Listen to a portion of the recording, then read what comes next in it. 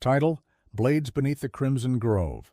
In the ancient province of Shizhou, where mountains cut through the clouds and maple leaves bled red in autumn, a man named Jian Zhen lived quietly as a woodcutter. Unknown to villagers, he was once the Crimson Gale, a feared martial prodigy whose blade struck faster than lightning.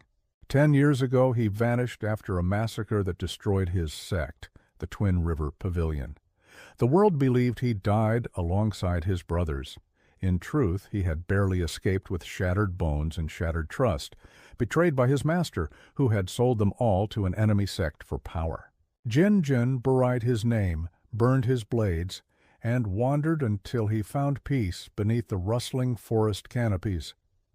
He told himself martial arts were poison, and the past was a ghost best left behind. Then came Yao Lin.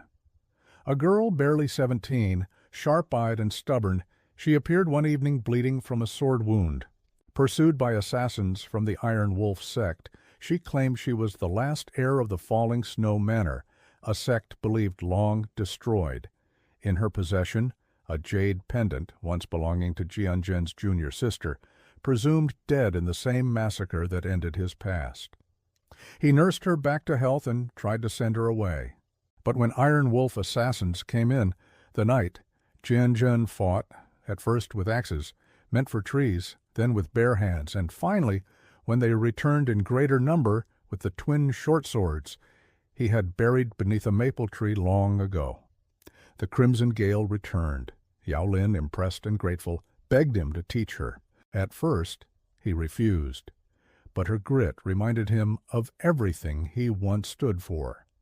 As days turned to weeks, he trained her under falling red leaves, blades slicing through the air like wind through fire.